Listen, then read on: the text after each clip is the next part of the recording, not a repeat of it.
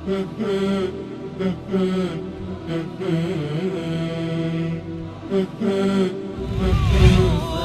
على الحسن العبقى فالورد تضوع واعتنقا حسن يا رب لنا الخلقا طهره فلا يحوي نزقا. اعوذ باللہ من الشیطان الرجیم. بسم اللہ الرحمن الرحیم. الحمد للہ رب العالمین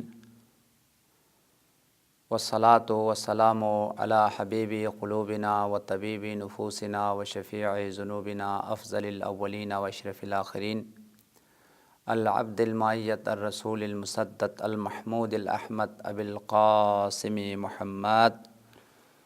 اللہم صلی علی محمد و آل محمد وعجل فرجہم واہل بیتہ الطیبین الطاہرین المعصومین المظلومین الغر المیامین الذین اذہب اللہ عنہم الرجس وطہرہم تطہیرا.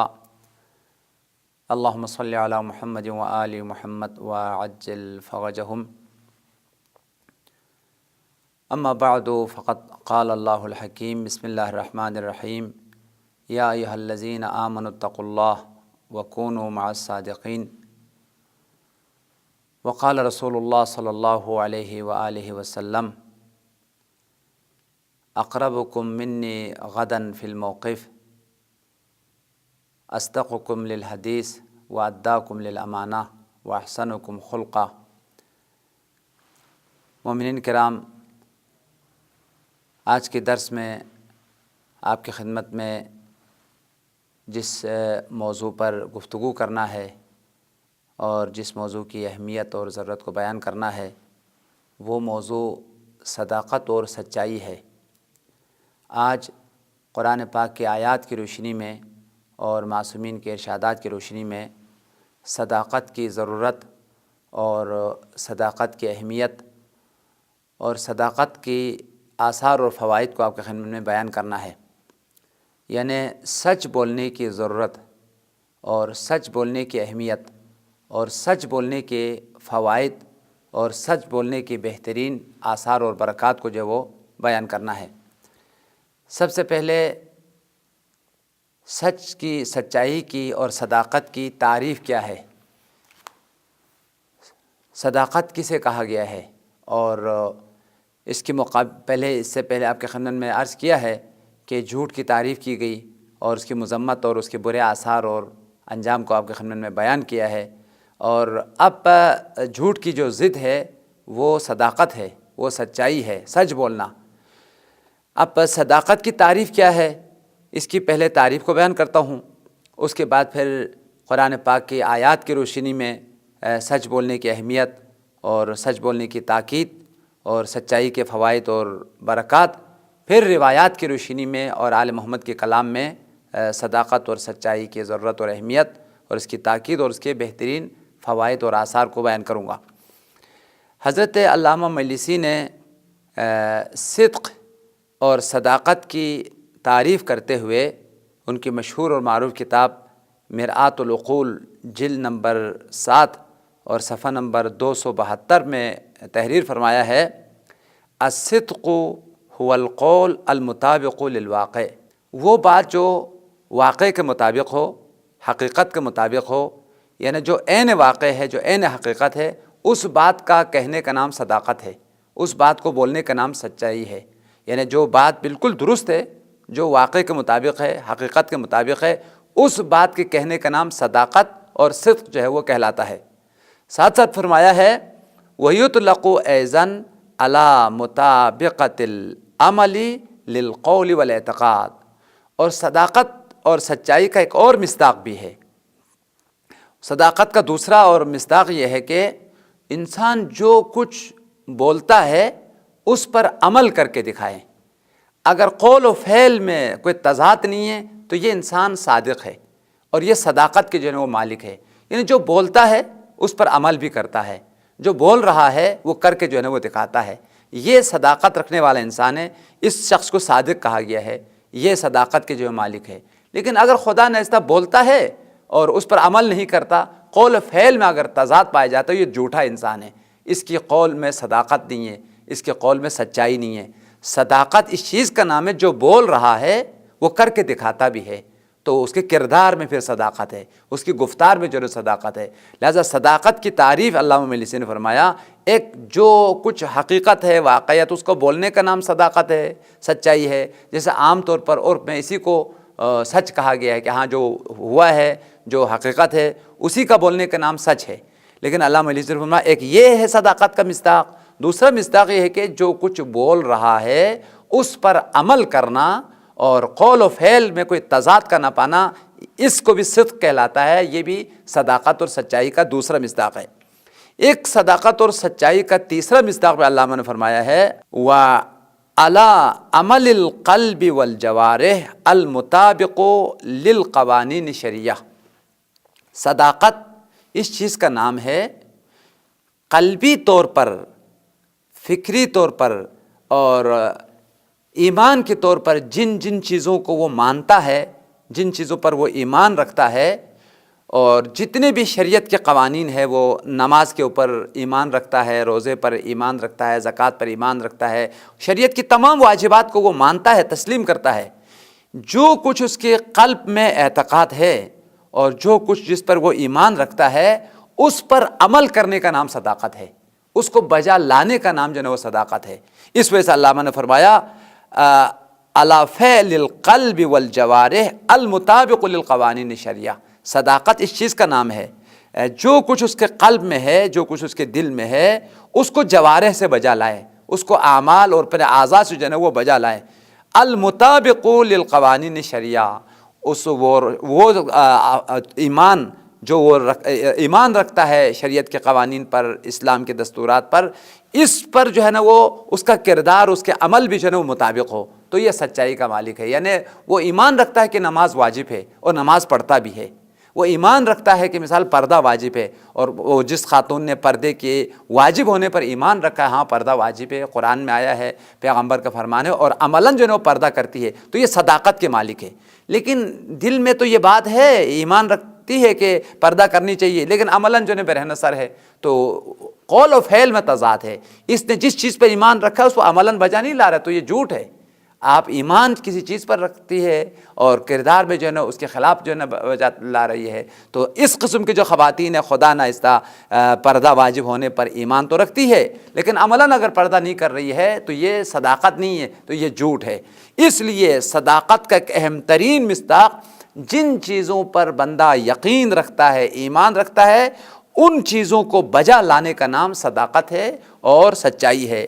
یہ صداقت اور سچائی کی تعریف کو آپ کی خدمت میں علامہ مجلسی کی کتاب مرآت العقول سے آپ کی خدمت میں بیان کی۔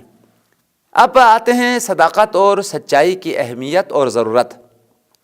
قرآن پاک کی متعدد آیات میں صداقت کی اہمیت اور صداقت کی ضرورت اور صداقت کی تاکید جو ہے وہ کی گئی ہے، اور پھر وہ لوگ جو جن کی زندگی میں صداقت ہے، سچائی ہے، یعنی وہ حق بات کرتے ہیں، وہ واقعے کے مطابق بات کرتے ہیں، وہ جھوٹ نہیں بولتے، ان کے کردار میں صداقت ہے، ان کے گفتار میں صداقت ہے، ان کی زندگی میں صداقت اور سچائی ہے، ان لوگوں کے مقام اور منزلت کو قرآن پاک کے متعدد مقامات میں بیان کیا گیا ہے۔ حقیقت میں قرآن پاک کی آیات کے مطابق قیامت صادقین کا دن ہے، سچوں کا دن ہے۔ قیامت ان لوگوں کی کامیابی کا دن ہے جن لوگوں نے دنیا میں صداقت کے ساتھ، سچائی کے ساتھ جو ہے اپنی زندگی گزاری ہے۔ اس لیے قرآن پاک میں آیت ہے کہ قیامت سچوں کا دن ہے، وہاں سچوں کے مقام کا دن ہے، منزلت کے دن ہے، عزت کا دن ہے، عظیم درجات کو جو ہے وہ پانے کا دن ہے۔ سورہ مبارکہ مائدہ کی آیت نمبر 119 ہے، ارشاد رب العزت ہے، ھذا یوم ینفع الصادقین صدقہم، ھذا یوم ینفع الصادقین، قیامت کا دن وہ دن ہے جس دن فائدہ ہوگا ان لوگوں کو جو صداقت کے مالک ہیں، جو سچائی کے مالک ہیں، ان کو اپنی صداقت کا فائدہ پہنچیں گے، ان کو عظیم مقامات اور درجات جو ہے وہ دلائے گی۔ ارشاد ہوا یوم ینفع الصادقین، صادقین کو فائدہ ہوگا، نفع پہنچے گا۔ کس چیز کی وجہ سے؟ صدقہم، ان کی صداقت کی وجہ سے انہیں نفع اور انہیں فائدہ ہوگا۔ لہم جنات تجری من تحتہا الانہار، یہ جو سچ بولنے والے ہیں، جن کی زندگی میں صداقت ہے، سچائی ہے، جنہوں نے کبھی جھوٹ نہیں بولا ہے، جن کی زندگی میں دھوکہ نہیں ہے، فریب نہیں ہے، منافقت نہیں ہے، بلکہ سراپا صداقت اور سچائی کے مالک ہیں۔ لہم جنات تجری من تحتہا الانہار، ان کے لیے جنت ہے۔ جنت کے اعلیٰ ترین درجات صادقین کے لیے ہے، سچ بولنے والوں کے لیے ہے۔ جنات تجری من تحتہا الانہار، ان کے لیے جنت ہے جن کے نیچے سے نہریں جاری ہے۔ خالدین فیہا ابدا، یہ صادقین ان جنتوں میں ہمیشہ رہیں گے، ابدی طور پر اور ہمیشہ کے طور پر جو ہے نا وہ جنتوں میں ان ابدی اور لازوال مقامات پر جو ہے نا ہمیشہ فائز رہیں گے۔ رضی اللہ عنہم ورضوا عنہ، صادقین وہ لوگ ہیں اللہ ان سے راضی ہے، یہ اللہ سے راضی ہے۔ سبحان اللہ۔ ممکن ہے جنت ملے لیکن ان کا کردار اتنا بلند نہ ہو، ان کا جو زندگی کے اعمال ہیں، عبادت اتنے بلند نہ ہوں، لیکن وہ واقعاً بلندی کے مالک ہیں جو نہ تنہا خدا سے راضی ہے، خدا بھی ان پر راضی ہے۔ یعنی انہوں نے خدا کی رضا کو پا لیا ہے، خدا کی خوشنودی کو پا لیا ہے، اور بزرگ ترین مقام اولیاء کے لیے، انبیاء کے لیے، تمام مومنین کے لیے رضوان پروردگار ہے، خدا کی رضایت کا پانا ہے۔ وَرِضْوَانٌ مِّنَ اللَّهِ اکبر، سب سے عظیم جو مقام ہے وہ رضایت پروردگار ہے۔ ساری نعمتوں پر جو فوقیت اور عظمت رکھنے والی چیز ہے وہ خدا کی رضایت اور خدا کی خوشنودی ہے۔ ارشاد رب العزت ہوا صادقین وہ لوگ ہیں رضی اللہ عنہم، جن پر خدا راضی ہے، خدا ان پر راضی ہے، ورضوا عنہ، یہ خدا پہ راضی ہے، یہ رضایت طرفینی ہے۔ ذالک الفوز العظیم، حقیقی معنوں میں سب سے بڑی جو کامیابی ہے جسے قرآن نے فوز عظیم سے تعبیر کیا ہے، فوز عظیم یہ ہے کہ مومن خدا سے راضی ہو، خدا اس سے راضی ہو، اور وہ مقام اللہ تعالیٰ اس کو عطا کریں جو انبیاء کا مقام ہے، اولیاء کا مقام ہے، جو ابدی اور لازوال مقام ہے، جس سے ہم جنت سے تعبیر کرتے ہیں۔ اگر کسی کو جنت میں یہ ابدی عزت کسی کو مل گئی ہے تو وہ ہمیشہ کی کامیابی کو پانے والا ہے، اور کسی کو اگر خدا کی رضا اور خوشنودی حاصل ہوئی تو یہ فوز عظیم کا پانے والے ہیں۔ یہ سورہ مبارکہ مائدہ کی آیت نمبر 119 تھی کہ جس میں اللہ تعالیٰ نے فرمایا قیامت صادقین کا دن ہے، سچوں کا دن ہے، اور صادقین کی اعلیٰ ترین درجات پر فائز ہونے والا دن ہے، ان کی صداقت ان کو فائدہ پہنچانے والا جو ہے نا وہ دن ہے۔ ساتھ ساتھ فرمایا یہ وہ دن ہے جس پر اللہ ان سے راضی ہوں گے اور وہ اللہ سے راضی ہوں گے۔ سورہ مبارکہ توبہ کی آیت نمبر 119 میں مومنین کو دو دستور دیتے ہوئے اور صداقت کی ضرورت، صداقت کی اہمیت اور سچائی کو انتخاب کرنے کی تاکید کرتے ہوئے ساتھ ساتھ مومنین کو یہ حکم دیا ہے کہ تم نے ہمیشہ سچوں کے راستے کو انتخاب کرنا ہے، سچوں کے ساتھ جو ہے نا وہ ہو جانا ہے، سچوں کے کردار کو اپنانا ہے، سچوں کی سیرت کو اپنانا ہے۔ اور بہت سارے ایسی ہستیاں ہیں جن کو اللہ تعالیٰ نے صادقین سے پکارا ہے، صادقین کا لقب جو ہے نا ان کو عطا کیا ہے، لہٰذا وہ واقعاً سراپا صداقت کے مالک ہیں، سچائی کے مالک ہیں۔ تم نے بھی انہی کی کردار کو اپنانا ہے، انہی کی سیرت کو اپنانا ہے، اور تم نے بھی صادقین کے ساتھ جو ہے ہو جانا ہے۔ ارشاد رب العزت ہے یا ایھا الذین آمنوا اتقوا اللہ وکونوا مع الصادقین، صاحبان ایمان کو دو دستور دیے ہیں۔ یا ایھا الذین آمنوا، اے خدا پر ایمان لانے والو، اے صاحبان ایمان، اتقوا اللہ، سب سے پہلا دستور تقوی الہی اختیار کرو۔ بدون تقوی کوئی کامیاب ہوا نہیں، تم کامیاب ہوں گے نہیں، جیسے مولا کائنات کا فرمان ہے بالتقوی فاز الفائزون، تقوی کی وجہ سے تمام کامیاب ہونے والے، یہ عظیم ترین صفت تقوی کی وجہ سے کامیاب ہوئے ہیں۔ اور تم بھی اگر کامیابی چاہتے ہو تو تقوی اختیار کرنا ہوگا۔ تقوی کیا ہے؟ تمام واجبات پر عمل کرنا، گناہوں سے اجتناب کرنا۔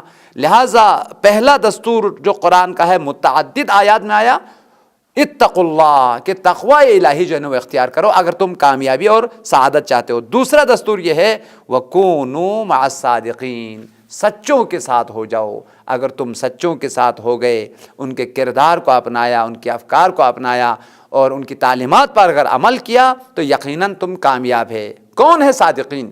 اسی آیت کے ذیل میں بہت زیادہ جو ہے نا بہت ساری روایات جو ہے نا شیعہ کتابوں میں، سنی کتابوں میں، تفسیروں میں بہت ساری روایات آئی ہے۔ صادقین سے مراد محمد و آل محمد ہے۔ نحن الصادقون، ہم ہیں صادقین کہ جن کے ساتھ اللہ تعالیٰ نے تمہیں معیت کا حکم دیا ہے، ساتھ ہونے کا جو ہے وہ حکم دیا ہے۔ لہٰذا صداقت اور سچائی کے جو اعلیٰ مصداق ہیں وہ ائمہ طاہرین ہے، وہ محمد و آل محمد ہے، جو سراپا ان کے کردار میں صداقت ہے، ان کے گفتار میں صداقت ہے، سراپا عصمت کے مالک ہے، طہارت کے مالک ہے، صداقت کے مالک ہے۔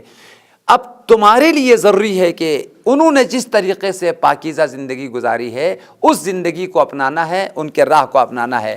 اگر ایسا کیا تو یقیناً تمہیں قیامت کے دن اللہ تعالیٰ انہی کے ساتھ جو ہے وہ محشور فرمائیں گے۔ اب آتے ہیں صداقت اور سچائی کی اہمیت اور ضرورت اور اس کے فوائد جو روایات میں بیان کی گئی ہے۔ حضرت ختمی مرتبت حضور صلی اللہ علیہ وسلم نے ارشاد فرمایا، جس مومن میں 4 صفات ہیں اس شخص کی شفاعت مجھ پر واجب ہے۔ میں قیامت کے دن اس شخص کی شفاعت کرنا مجھ پر واجب ہے جس انسان میں 4 صفات موجود ہیں، اور یہی انسان قیامت کے دن مجھ سے نزدیک ترین فرد ہوگا۔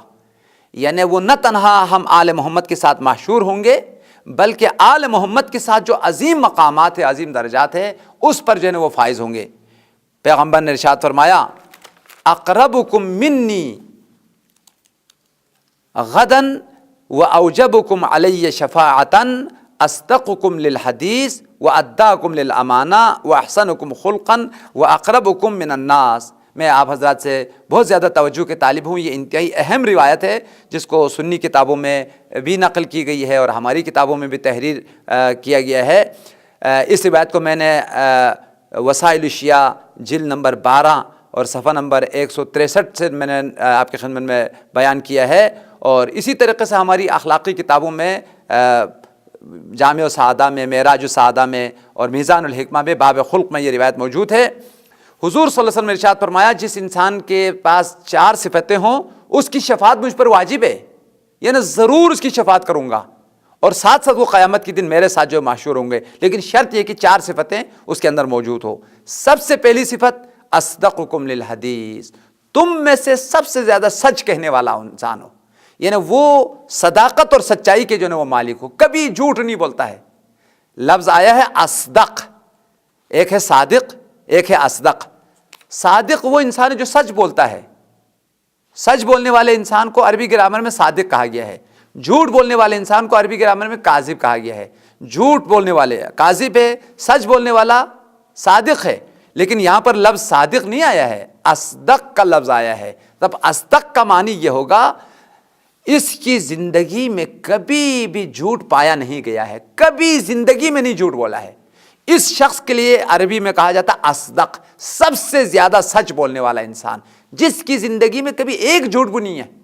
سبحان اللہ، ایسا انسان جس نے کبھی جھوٹ نہیں بولا ہو، پیغمبر نے فرمایا اس کی شفاعت مجھ پر واجب ہے، میں ضرور اس کی شفاعت کروں گا۔ اس کی گناہ اگر جو دوسرے گناہ ہے اس کو میں بارگاہ الہی میں شفاعت کروں گا اور بخشواؤں گا، اور ساتھ ساتھ اللہ تعالیٰ اس شخص کو جو سب سے زیادہ سچ بولنے والا انسان ہے قیامت کے دن میرے ساتھ اعلیٰ ترین مقامات پر خدا محشور کرے گا۔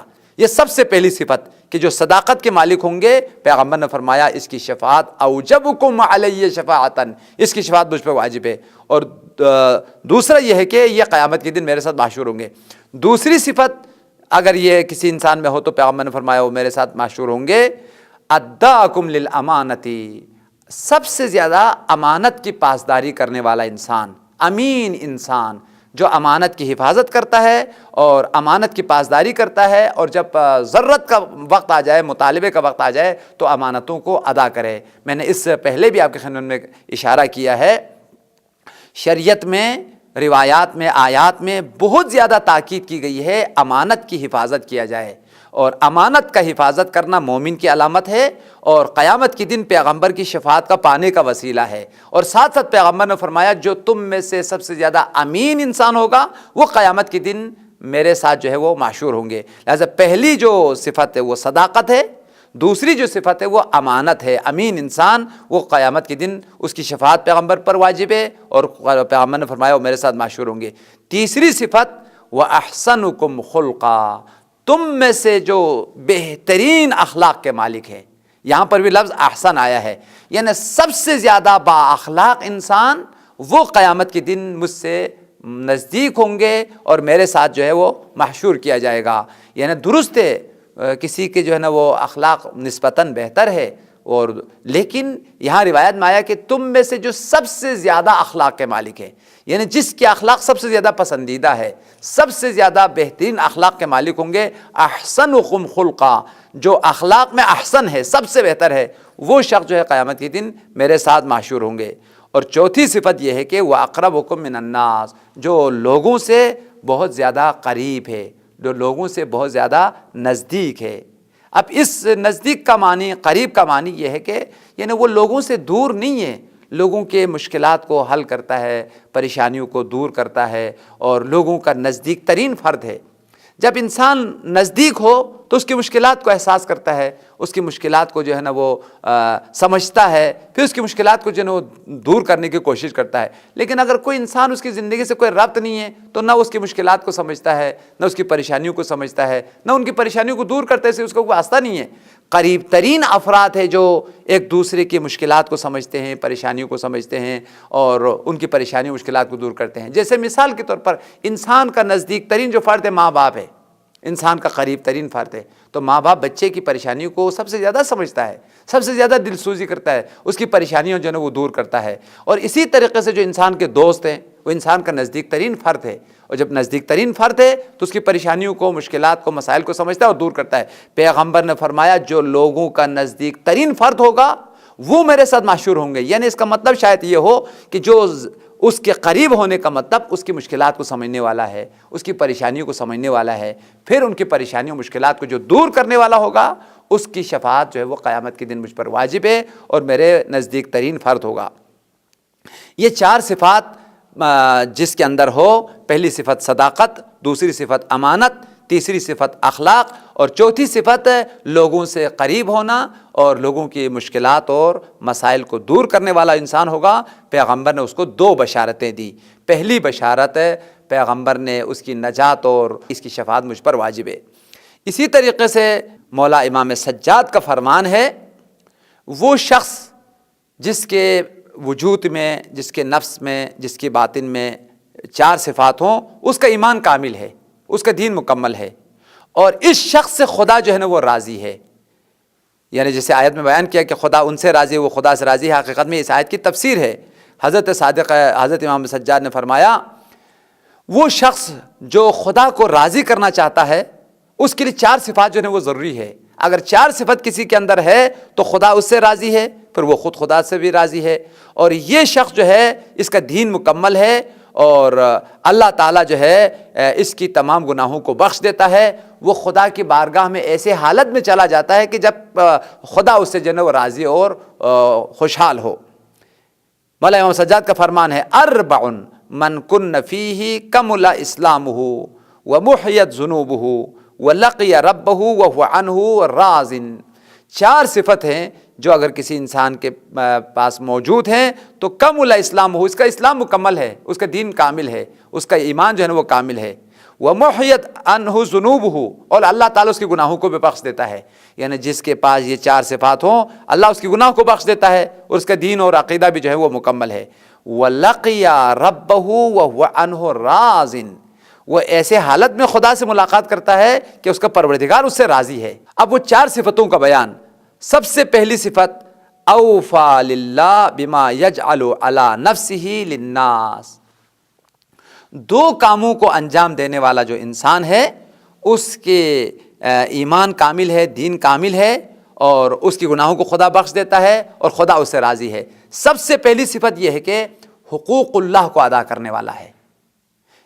اللہ کے جتنے بھی حقوق ہیں، چاہے وہ نماز کا ادا کرنا یہ حق اللہ ہے، عبودیت اور بندگی کرنا، خدا کی اطاعت کرنا، خدا کی عبادت کرنا یہ حق اللہ ہے۔ لہذا جتنے بھی حقوق اللہ ہے اس کی وہ وفا کرتا ہے، اس کو ادا کر لیتا ہے۔ اور ساتھ ساتھ فرمایا نہ تنہا حقوق اللہ کو ادا کرتا ہے بلکہ حقوق الناس کو ادا کر لیتا ہے۔ وفا کرنے والا ہے، ادا کرنے والا ہے، وہ حقوق جو اللہ تعالیٰ نے اپنے نفس کے لیے قرار دیے ہیں اس کو بھی ادا کرتے ہیں، ساتھ ساتھ وہ حقوق جو اللہ تعالیٰ نے لوگوں کے لیے قرار دیا ہے، ماں باپ کے حقوق ہیں، ہمسایوں کے حقوق ہیں، استاد کے حقوق ہیں، معلم کے حقوق ہیں، اسی طریقے سے وہ لوگ جنہوں نے آپ کی زندگی پر احسان کیا ہے، آپ کی زندگی میں ان کے احسانات ہیں، ان سب کے حقوق کو جو ادا کرنے والا ہوگا، امام سجاد نے فرمایا خدا اس سے راضی ہے، خدا اس کے گناہوں کو بخش دیتا ہے، یہ بارگاہ الہی میں اس وقت ملاقات کرتا ہے کہ وہ اللہ کی رضا اس کے پاس موجود ہے۔ فرمایا اوفا للہ بما یجعل علی نفسہ للہ وللناس، وفا کرتا ہے ان حقوق کو جو اللہ تعالیٰ نے اپنے لیے قرار دیا ہے۔ عرض کیا نماز ہے، روزہ ہے، جتنے بھی اعمال و عبادات ہیں دین میں، یہ سب حقوق اللہ ہے، اس کو انجام دیتا ہے۔ وللناس، اور جو لوگوں کے لیے حقوق قرار دیا ہے، ماں باپ کی ساتھ نیکی کرنا، استاد کا احترام کرنا اور ہمسایوں کے ساتھ بہترین تعلقات رکھنا، یہ حقوق الناس ہیں، اس کو ادا کرنا۔ لہٰذا پہلی جو صفت ہے وہ اللہ کے حق اور لوگوں کے حق کو ادا کرنا۔ دوسری صفت فرمایا وَصَدَقَ لِسَانُهُ مَعَ النَّاسِ، لوگوں کے ساتھ سچائی کے ساتھ پیش آئے، لسان میں، زبان میں صداقت ہو، اس کی زبان پر کوئی جھوٹ نہ ہو۔ صدق لسانہ، اس کی لسان میں صداقت ہے، اس کی زبان میں صداقت ہے، اس کی زبان میں سچائی ہے۔ مع الناس، لوگوں کے ساتھ وہ کبھی بھی جھوٹ کے ساتھ پیش نہیں آتا ہے بلکہ صداقت کے ساتھ پیش آتا ہے، سچ بولتا ہے اور سچائی کے ساتھ جو ہے وہ لوگوں کے ساتھ پیش آتا ہے۔ لہٰذا پہلی صفت ہے حقوق اللہ اور حقوق الناس کو ادا کرنا، اس کے گناہ معاف ہوں گے اور اس سے خدا راضی ہوگا۔ دوسری صفت جو ہے وہ سچائی اور صداقت، اور تیسری صفت فرمایا والاستحیاء من کل قبیح عند اللہ وعند الناس، روایات میں حیا کی بڑی صفت بیان کی گئی ہے، اور حیا مومن کے لیے لازمی صفت ہے، ضروری صفت ہے۔ مومن با حیا ہوتا ہے، لوگوں سے حیا کرتا ہے، خدا سے حیا کرتا ہے، برے کام کو بجا لاتے ہوئے شرم محسوس کرتا ہے۔ مومن کی صفت با حیا ہونا ہے، منافق کی صفت، بے دین کی صفت بے حیا ہونا ہے۔ الحیاء من الایمان، حیا ایمان کی نشانی ہے۔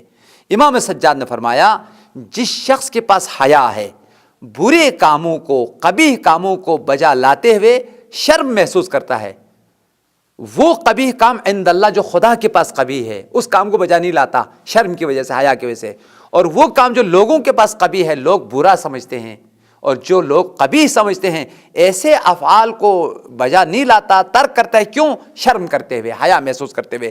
لہٰذا تیسری جو صفت ہے وہ فرمایا الاستحیاء من کل قبیح، حیا اور شرم اختیار کرنا ہر برے کام کو کرنے سے، عند اللہ و عند الناس، وہ برا کام جو خدا کے پاس قبیح ہے یا لوگوں کے پاس قبیح ہے، ایسے کام کرنے سے اگر وہ شرم محسوس کرتا ہے تو اس کا ایمان کامل ہے، اس کا دین کامل ہے اور اس کی گناہ کو خدا بخش دیتا ہے۔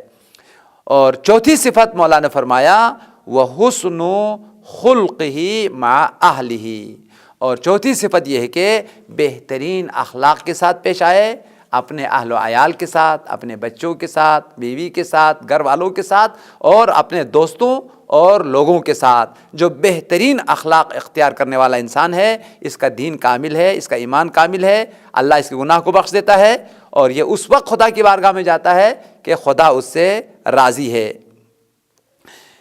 حقیقت میں انسانوں کی جو فضیلت کا معیار ہے، جو برتری کا معیار ہے، متعدد روایات میں صداقت اور سچائی کو قرار دیا گیا ہے۔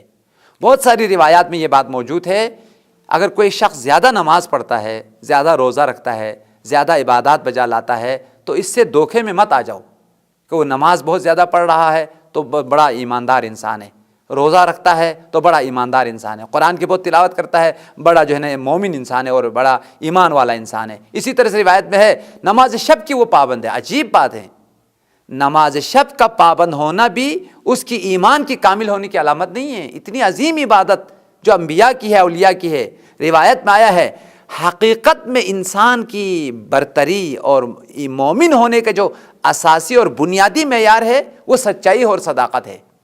تم یہ دیکھو کہ اس کی زندگی میں سچائی ہے یا نہیں ہے، صداقت ہے یا نہیں ہے۔ اگر یہ سچ بولتا ہے اور لوگوں کی امانت کی پاسداری کرتا ہے تو سمجھ لینا کہ یہ مومن ہے۔ لیکن اگر خدا ناخواستہ جھوٹ بولتا ہے تو اس کی نماز کا کوئی فائدہ نہیں ہے، اس کی نماز شب کا کوئی فائدہ نہیں ہے۔ اس لیے روایت میں آیا، پیغمبر نے فرمایا لوگوں کی نماز کی کثرت کی طرف نگاہ نہ کرو، زیادہ روزوں کی طرف نگاہ نہ کرو، نماز شب کی طرف نگاہ نہ کرو، یہ دیکھو کہ یہ سچ بولتا ہے یا نہیں بولتا ہے۔ صداقت معیار ہے، سچائی جو ہے نا وہ معیار ہے۔ روایت میں آیا ہے کہ کبھی کبھار نماز انسان کی عادت بن جاتی ہے، تو لہٰذا عادت کے مطابق وہ نماز پڑھ رہا ہے، روزہ رکھ رہا ہے، لیکن معاذ اللہ وہ جھوٹ بھی بولتا ہے۔ پیغمبر نے فرمایا اگر یہ جھوٹ نہیں بولتا ہے تو واقعاً جو ہے نا وہ مومن ہے، پھر اس کی نماز اس کے لیے باعث برتری ہے، اس کی نماز اس کے لیے باعث فضیلت ہے۔ بہت اہم روایت ہے، میں اس کا متن عربی آپ کی خدمت میں بیان کرتا ہوں۔ اس روایت کو علامہ مجلسی نے بحار الانوار جلد نمبر 71 میں جو ہے نا وہ نقل کیا ہے، اور اسی طریقے سے اخلاقی تمام کتابوں میں جو ہے روایت جو ہے نا وہ موجود ہے۔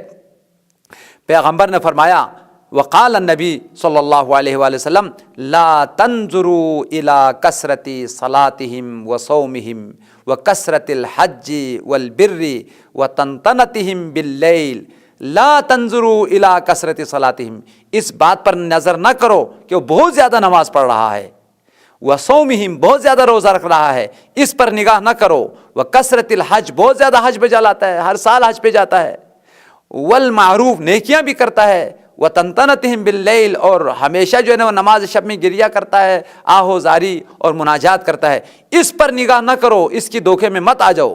ولیکن انظروا الی صدق الحدیث واداء الامانہ، یہ دیکھو کہ صداقت کے مالک ہے یا نہیں ہے، سچ بولتا ہے یا نہیں بولتا ہے۔ معیار فضیلت اور برتری کسی انسان پر اگر اعتماد کرنا ہو تو نماز کی وجہ سے اعتماد نہیں کیا جا سکتا ہے۔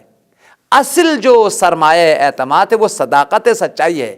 صادق انسان ہے، اس کی گفتار میں صداقت ہے، اس کی کردار میں صداقت ہے، وہ کسی کو دھوکہ نہیں دیتا ہے، فراڈ نہیں کرتا ہے، اور کسی کو معاذ اللہ کسی کے ساتھ جو ہے نا وہ دھوکہ کرے، فراڈ کرے، غلط بیانی کرے، نہیں، صداقت کے مالک ہے۔ پیغمبر نے فرمایا صداقت معیار فضیلت ہے، صداقت جو ہے وہ اعتماد کا جو ہے نا وہ معیار ہے۔ لہٰذا کسی کی نماز کا زیادہ پڑھنے کی وجہ سے یا روزہ رکھنے کی وجہ سے یا نماز شب پڑھنے کی وجہ سے تم دھوکے میں نہیں آنا، بلکہ یہ دیکھو انظروا الی صدق الحدیث کہ وہ سچ بولتا ہے یا نہیں، واداء الامانہ اور لوگوں کی امانت کو ادا کرتا نہیں ہے۔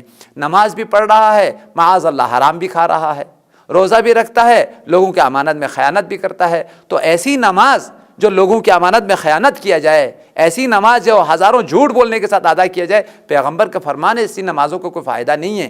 اس کا مطلب یہ نہیں کہ نماز نہ پڑھا جائے، اس کا مطلب یہ نہیں کہ نماز شب کو جو ترک کریں۔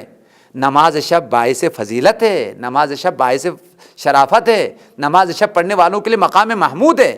اسی طریقے سے نماز دین کا ستون ہے، نماز مومن کی معراج ہے، یہ باعث فضیلت ہے۔ نماز باعث فضیلت ہے لیکن اس شرط کے ساتھ کہ سچ بولو، صداقت کے ساتھ جو نماز ہے وہ معراج ہے، صداقت کے ساتھ جو تمہارا روزہ ہے وہ جنت من النار ہے، وہ جہنم کی آگ کے لیے جو ہے وہ ڈال ہے۔ صداقت کے ساتھ جو نماز شب پڑھی جاتی ہے وہ نماز شب تمہیں مقام محمود تک جو ہے وہ پہنچانے والی ہے۔ لیکن اگر خدا ناخواستہ تمہاری زبان پر جھوٹ ہے، کردار میں صداقت نہیں ہے، کردار میں فراڈ ہے، کردار میں دھوکہ ہے اور غلط بیانی ہے، اس قسم کی نمازیں جو ہے نا وہ معیار فضیلت نہیں ہے۔ لہٰذا یہ ساری اعمال باعث برتری ہے، باعث فضیلت ہے، باعث مقام اور درجہ ہے، لیکن اس شرط کے ساتھ کہ یہ عبادات صداقت کے ساتھ، سچائی کے ساتھ جو ہے نا وہ بجا لایا جائے۔ لہٰذا اس روایت میں بھی پیغمبر نے سرور کائنات نے ہمیں صداقت کی تاکید اور صداقت کی جو ہے وہ سفارش کی ہے۔ ایک اور روایت جو ہے وہ آپ کے خدمت میں بیان کرتا ہوں، پھر آپ کی زحمتوں کو تمام کروں گا۔ ایک بہترین وصیت نامہ ہے جو سرور کائنات نے ختمی مرتبہ نے امیر المومنین امام المتقین مولا کائنات کو وصیت کرتے ہوئے یہ نصیحتیں اور یہ ہدایتیں کی ہے، اور بہت تفصیلی جو ہے وصیت نامہ ہے۔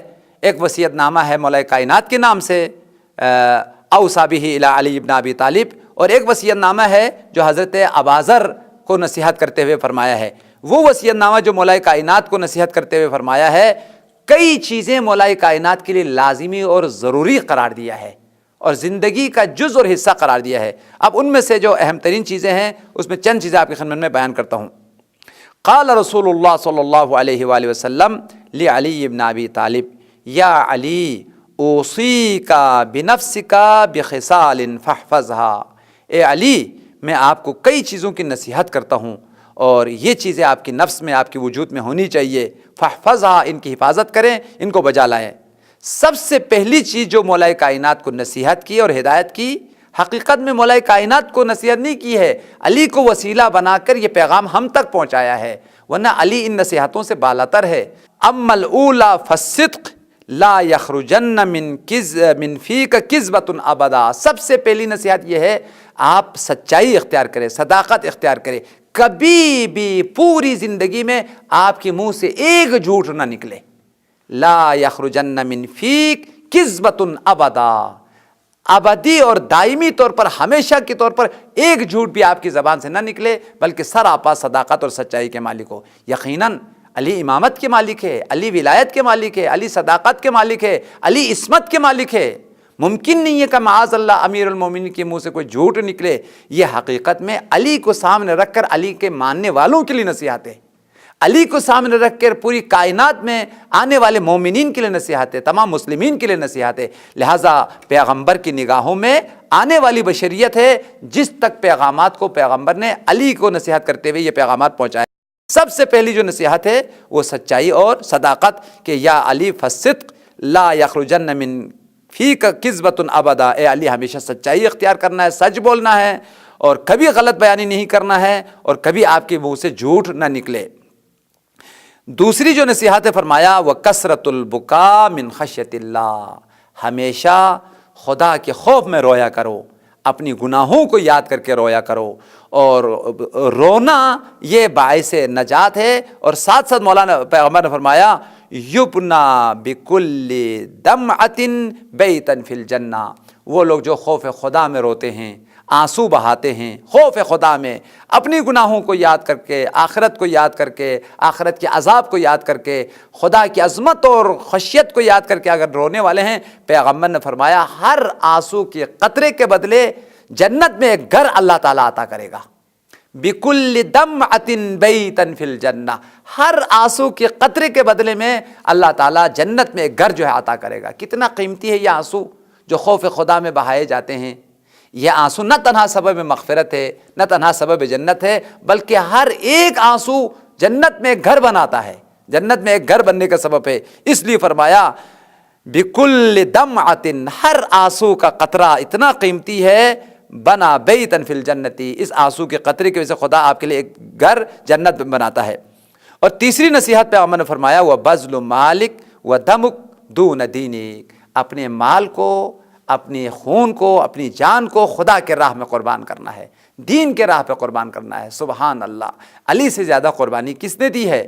اپنی جان راہ الہی میں دی، اپنی اولادوں کو راہ الہی میں دی، اپنا پورے مال راہ الہی میں دی، یعنی پوری زندگی جس ہستی نے دین پر قربان کرتے ہوئے، دین کی قربانی دیتے ہوئے راہ الہی میں گزار دی، وہ امیر المومنین کی ذات ہے۔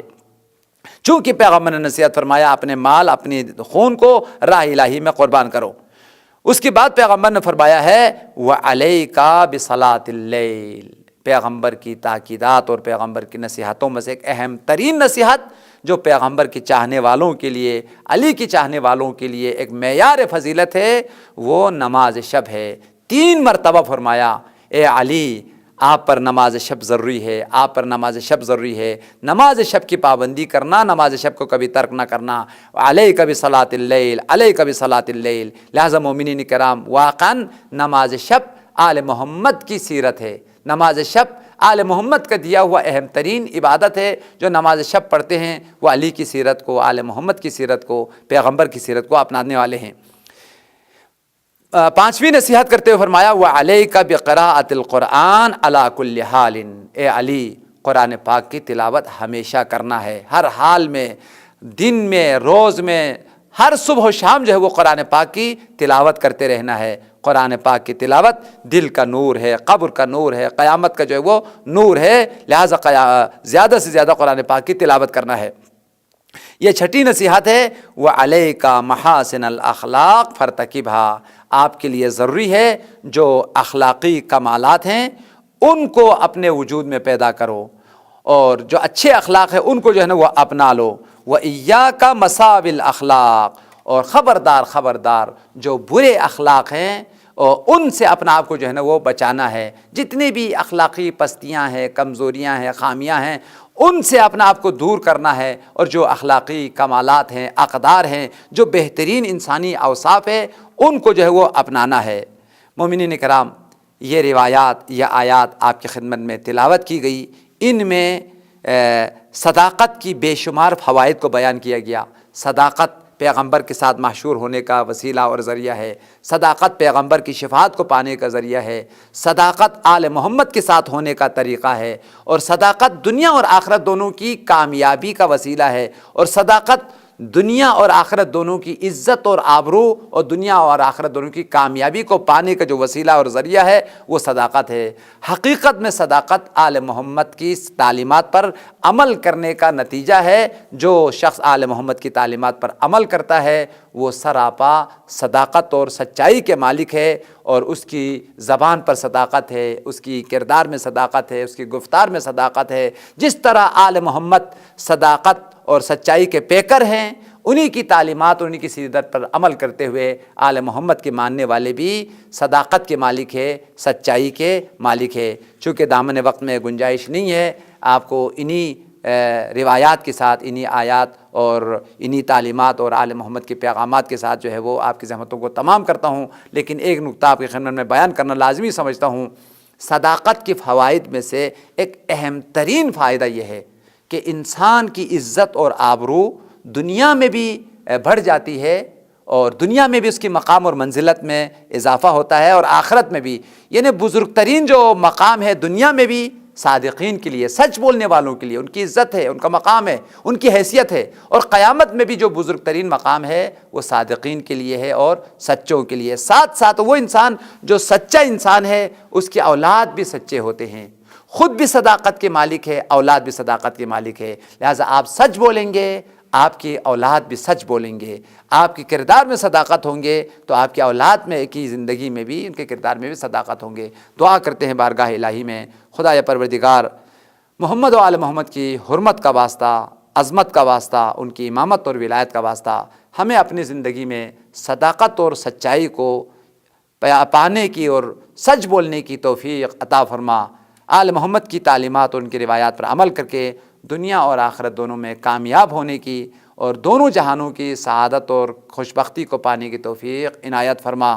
خدایا، تمام صداقتوں کا مالک، تمام عظمتوں کا مالک، تمام شریعتوں کا مالک اور تمام نبیوں کی وراثتوں کا مالک حضرت بقیت اللہ الاعظم، منجی بشریت، مصلح کائنات، امام زمانہ کے ظہور میں تعجیل فرما، ہمیں ان کے اصحاب اور انصاروں میں شامل فرما۔